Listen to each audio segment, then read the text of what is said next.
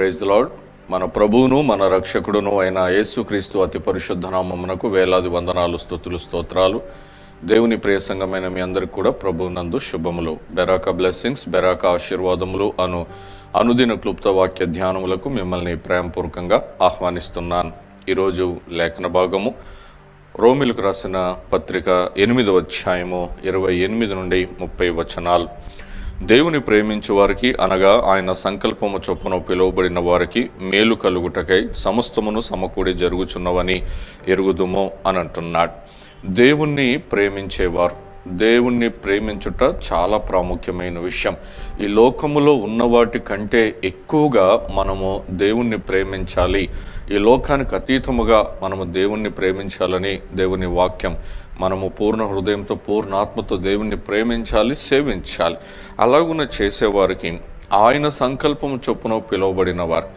ఈ పిలువబడిన వారు ఎవరు అంటే ఆయన సంకల్పం చొప్పున, అంటే ఆయన సంకల్పమును నెరవేర్చేవారు. ఈ లోకంలో మన ఇష్టానుసారంగా జీవించడం కాదు, మనం ఇష్టం వచ్చినట్టు మన ఇష్టమైన వస్తువుల్ని, మనం ఇష్టమైన వారిని ప్రేమించడం కాదు. దేవుణ్ణి ప్రేమించేవారు, అలాగునే ఆయన సంకల్పమును నెరవేర్చేవారు. అలాంటి వారిని దేవుడు పిలుచుకుంటున్నాడు. పిలువబడిన వారికి అంటున్నాడు, మేలు కలుగుటకై సమస్తమును సమకూడి జరుగుచున్నవని ఎరుగుదుము అని అంటున్నాడు. ఈ వాగ్దానము చాలామందికి వస్తూ ఉంటుంది. జనవరి 1న తీసుకునే వాగ్దానాలు కానివ్వండి, అనుదినము బైబిల్లో చదువుతున్నప్పుడు కానివ్వండి, ఈ వాగ్దానము చాలామంది తీసుకుంటారు. అయితే ఇందులో గ్రహించాల్సిన విషయం ఏంటంటే, సమస్తమును మేలు కలుగుటకే సమస్తమును సమకూడి జరుగుతుంది అని అంటే అంత మనకు మంచే జరుగుతుంది అని అనుకోకూడదు. చూడండి, మోషే దేవుని సంకల్పాన్ని బట్టి పిలువబడ్డాడు. మోషే జీవితంలో ఎంత కష్టతరముగా ఉన్నదో, ఆయన ఆ ఇశ్రాయేల్ అందరినీ, ప్రజల్ని నడిపించడానికి ఎంత ప్రయాసపడ్డాడో, ఎంత కష్టపడ్డాడో, ఎలాగున్న తృణీకరించబడ్డాడో, హింసించబడ్డాడో మనకు తెలుసు.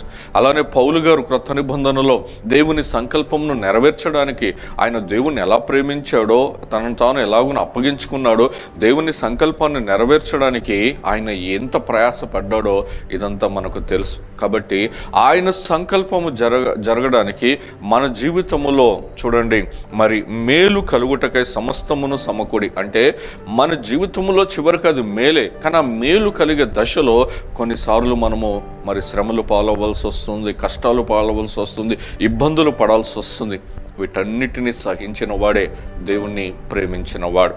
కాబట్టి మేలు కలుగుటకై సమస్తమును సమకూడి జరుగుచున్నవని ఎరుగుదాం. ఎందుకనగా తన కుమారుడు అనేక సహోదరులలో జ్యేష్ఠుడగునట్లు దేవుడు ఎవరిని ముందుగా ఎరిగెనో వారు తన కుమారునితో సారూప్యము గలవారొకటకు వారిని ముందుగా నిర్ణయించాను. దేవుడు తన పనిని ఎవరు ముందుకు తీసుకొని వెళ్తారో వారిని ముందుగా ఎరిగి ఉన్నవాడు తన కుమారుని స్వరూప్యములోనికి రాగలుటకు ముందుగా వారిని నిర్ణయించాడు. యేసు ప్రభు ఎలాగున శ్రమలు పొందుకున్నాడో అలాంటి మనస్తత్వం కలిగిన వారిని, అలా అప్పగించుకునే వారిని, ఆయన చిత్తాన్ని నెరవేర్చే వారిని దేవుడు ఎన్నుకుంటాడు. ఎవరిని పిలిచెనో వారిని నీతిమంతులుగా తీర్చనో, ఎవరిని నీతిమంతులుగా తీర్చనో వారిని మహిమపరచను. ఇక్కడ మనం గమనించినట్లయితే దేవుడు ఏర్పాటు చేసుకున్నాడు, దేవుడు నిర్ణయించుకున్నాడు, దేవుడు పిలుచుకున్న వారిని నీతిమంతులుగా తీర్చాడు. నీతిమంతులుగా తీర్చిన వారిని దేవుడు ఏం చేశాడు అని అంటే మహిమపరుస్తున్నాడు. యేసుక్రీస్తుని తండ్రి అయిన దేవుడు మహిమపరిచాడు.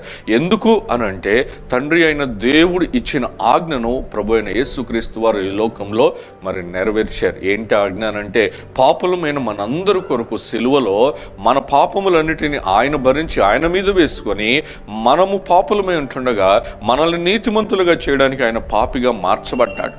ఆ సిలువ శ్రమను సహించాడు, అవమానమును సహించాడు. ఆ ఘోరమైన సిలువ మరణమును, అన్యాయపు తీర్పు పొందుకొని మరి దేవుని చిత్తాన్ని, దేవుని సంకల్పాన్ని నెరవేర్చిన వాడు గనక తండ్రి అయిన దేవుడు కుమారుడైన యేసుక్రీస్తు వారిని మహిమపరిచాడు. అన్ని నామముల కంటే పైనామముగా యేసుక్రీస్తు వారిని హెచ్చించాడు.